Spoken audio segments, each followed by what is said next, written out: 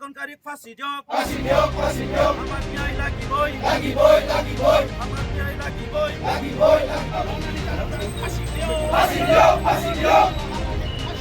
Fasidok, fasidok. बे थारैनो माने दुखु गोनां बाथ्रा मानोना दिनैनि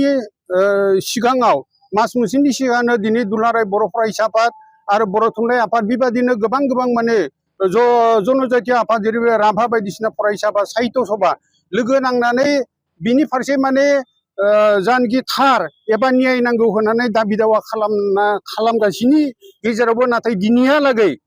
बे थिरांथाखौ सरकारा होनो हायैखाय जोंहा आरो फिन खेबसेबो माने खुद्रिनो गोनां जादों आरो बे जोबोर माने लाजिथावना बाथ्रा बेनो जे माने गुबुन जाथाय जायोब्ला आसाम सरकारनि मन्थ्रियानो जा एमएलएयानो जा बायदिसिना खौरां लांनो थाङो नाथाय जोंनि बे जनजातीय बर' फोलेराव बेबादि माने दुखुनांथावना जाथायनि गेजेराव दिनैहालागै मास मोनसेनि गोबां जानायनि गेजेरावबो जिहेतु सरकारनिफ्राय बा कुनु सासे मानसि खौरां लायिया बिनिख्रुइ आरो मा दुखुनांथावना थानो हागौ बेखौ जोङो एसे गोरलै सानबा माने सानदांनो हायो बेखायनो जोङो दिनै दाबि खालामदों जाहाथे आसाम सरकारा जिनिखि खान्थि हिसाबै जानखि जों नुनो मोनबाय जे जिनाहारि जानखि सानै हिनजावसा बेथ' माने खम बैसोनि मानसिमोन नाथाय बेखौ जिनाहारि माने खालामबाय बिनि न्यायखौ नांगौ आरो लोगोसे बे जानखि जिनाहारि जानायनि जानखि बिदा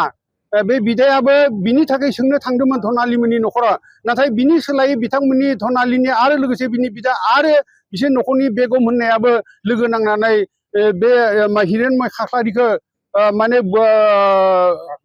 गाग्लोबनानै एबा बुसि बुनानै ओरैबायदि थैहां खालामनानै आरो मेडिकेलाव लांनानै बेयो उनाव थैनो गोनां जायो बे जोबोद दुखुनांथावना बाथ्रा बेबादि जाथाया आसामाव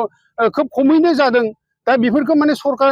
मेगन थानायावबो नुजासेयावबो मानो बेबादि माने राहा लामाखौ लायाखै बे जोबोद दुखुनांथावना ओंखायनो जोङो दिनैनि आरो फिन खेबसे जानखि नैथि खलबनि जानखि बे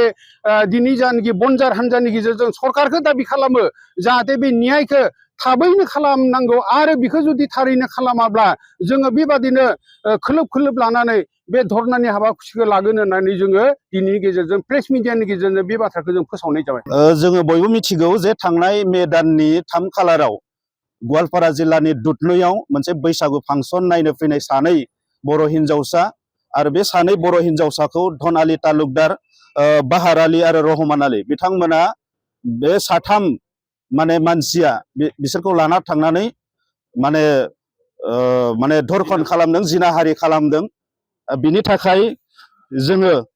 दिनै आसाम सरकारखौ थांनाय समफोराव खावलायबोदों जे बे साथाम बेक्तिखौ बे साथाम मानसिखौ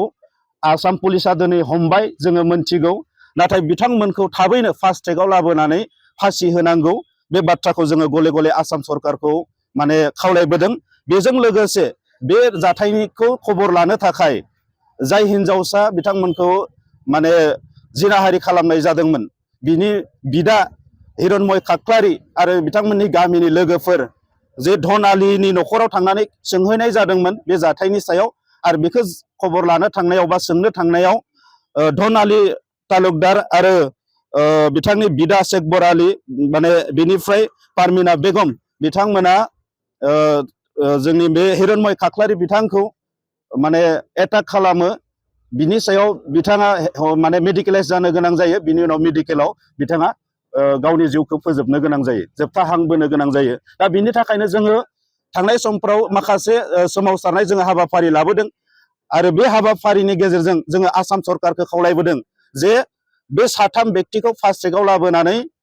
फासि होनांगौ आरो बै सानै बुथारनायाव आरोबाव बिदि बिदा आरो बिनानाव जि माने सोमोन्दो थाबाय बिथांमोनखौबो फास्ट ट्रेकआव लाबोनानै फासि होनांगौ बियो जोंनि सेथि दाबि बेजों लोगोसे जाय हिरनमय खाख्लारि बिथांखौ दिनै बुथारनाय जाबाय बिथांनि थैनायनि उनाव बुथारजानायनि उनाव बिथांनि न'खरा न्याय मोननांगौनि थाखाय जास्टिस मोननांगौनि थाखाय 20 लाख आसाम सरकारा कम्पेनसेसन बिथांनि न'खरनो होनांगौ जोङो बे बाथ्राखौ खावलायबोदों बेजों लोगोसे जे सानै हिनजावसा जिनाहारि खालामजानाय बिथांमोननो 5 लाख राङै माने कम्पेनसेसन होनांगौ होननानै जोङो